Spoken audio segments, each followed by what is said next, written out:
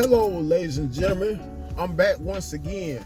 So, in today's video, I wanted to show some clips, all courtesy of a TikTok on behalf of, and then at the same time, this video and all these clips I plan on showing you are in regards to women nowadays, specifically modern day black women who embrace the promiscuous, aka 304 lifestyle.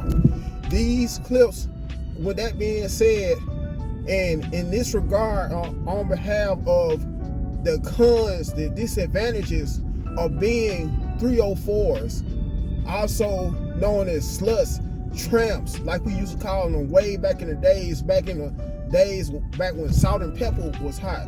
Also whores, what else?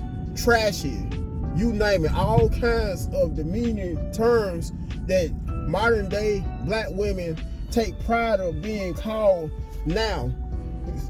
And this is in regards to all you modern day black women who embrace, worship, and idolize women / rappers by the likes of Ice Spice, Meg Thee Stallion, Sukiana, however you say her name. Don't forget Sexy Red as well. These four women are not some of the most classiest women by a long shot, yet it's still a lot of you modern day black women look up to these women, and in some cases look up to these women so much to the extent where some of you are teaching your daughters that may be as young as 6 years old to embrace that type of lifestyle, just so they could be able to become more popular with boys, or have a much more easier time finding a boyfriend, only for a lot of boys within that age bracket to end up using them. And whether you know it or not, modern day black women, this is one of the main reasons why girls that young are being molested, are being raped, due to how a lot of you are raising them to live such a trashy and promiscuous, also immoral lifestyle. It also puts me in the mind of a young black boy that may be as young as 6, 7, 8 years old, who idolizes becoming a gangster by posting pictures online, being that young, believe it or not, because there is some young black boys that are going online now on social media posting pictures of themselves holding pistols, smoking weed, rapping, and in their rap songs saying a whole bunch of cuss words, only to eventually grow up as grown men, realizing how that lifestyle to be a gangster, or a drug dealer, a rapper, also is not, or was not, all it was cracked up to be, due to how, for the most part, us black males are stereotyped from as young as being a baby, a toddler, all the way up until we become a grown man in some of the most negative of ways, and in context being criminals, how the majority of whites look at us as criminals, although I digress. Anyways, here are all the clips courtesy of TikTok. So after I'm done showing the clips, make sure you guys, ladies and gentlemen, like the video, you comment on it, you share it, last but not least, you subscribe to the channel, Cap Social Network. Until next time, guys, and without further ado, you guys have a nice day.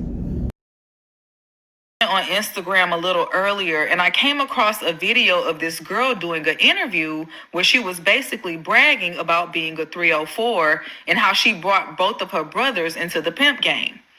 Now, as I'm listening to her and watching her, she becomes more and more familiar to me. And come to find out, I taught this girl years ago. Now, based off of our interactions, I could most definitely see her going down this type of path, but never to the extent to where she would be so comfortable with boasting about it. And I know for some young girls, even older ones, but y'all don't count. Y'all may think that it's easy money to just sleep with men for cash, but as a person who worked at a club as a waitress for years, the things that I saw, the time and energy that was sucked out of these girls on a daily basis was terrible. It ages you big time. I remember a 19-year-old girl came in, and honey, after they were done with her, she left there looking about 30 years old, and she wasn't even there for a year. Many of them have substance abuse issues, whether it may be with alcohol, pills, powder, drink. But unfortunately, you need something to numb the pain. Do you know how taxing on the body, how much energy is exchanged when you share your body with somebody else? Imagine that times 5 with multiple people with multiple sizes. That's a lot of work. And not just physically either. Many of these girls get themselves in compromising positions over money, some of these experiences being so traumatic that they never fully recover. But those are the possibilities that they conveniently leave out when they try to convince you to do like they did. Now, I know people gonna do what they want, but I just hope you get it before your life is at stake. Have a 304 phase, everybody needs one. You just got to get it out of your system. Why is it in there? Why do you have that desire? Why is it within you? It's not a phase. It's something that clings to you and sticks to you. That 304 phase. What are you benefiting from? A range of experience? You could get that from one person. What are you benefiting from? Variety? So what do you think is going to happen when you're back in a stable relationship with just one person? You're going to start craving that same variety. There's going to be a lot more trauma, besides the childhood trauma that you already come with, that everybody come with. Now there's going to be this grown trauma of you trying to figure out why you can't be satisfied, why you can't be pleased, why you not happy, why you want change, why you striving for all these things here, it's so sad and so distasteful. Times, so I'm gonna do one. So this one time I was working in Oakland. I was out on the street. I was on the Blade. If you don't know what the Blade is, it's where girls go, stand on the street, and work as prostitutes. So yeah, I was outside working, and this guy pulled up on me, and he told me he had $150 for a car date. If you don't know what a car date is, it means a quick interaction that may or may not include intercourse in the car. So he pulls up a couple of blocks and we park. It's like 2 a.m. It's nobody outside. It's very dark. But he parked next to a curb that was real high. So if I tried to open the door, it wasn't going to open. Well, it wasn't going to open out all the way at least, right?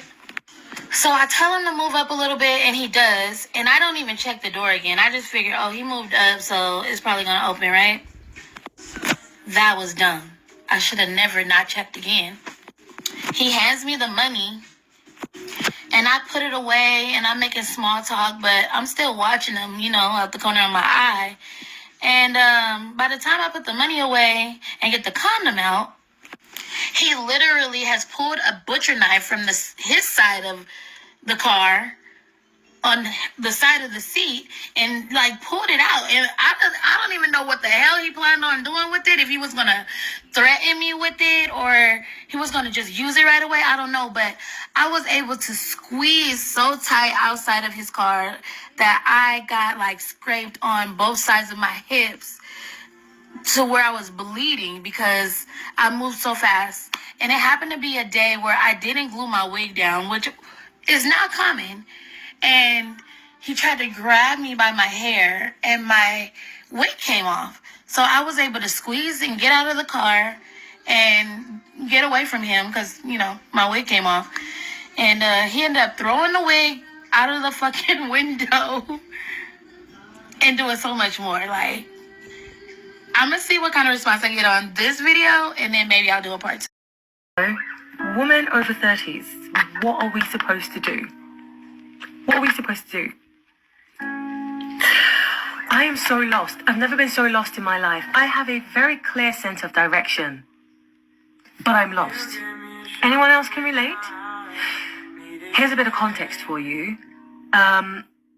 I haven't dated anyone for 2 years, almost 2 years. No kissing, no hugging, no loving, no sexing, no nothing, no nothing, no nothing. I needed to do this for me. I needed to discover certain things about myself. And now that I have discovered it, I know what I want. So I'm actively looking for my tribe. Actively looking for my tribe. My person, my forever person. You serious? And the truth about it is, y'all,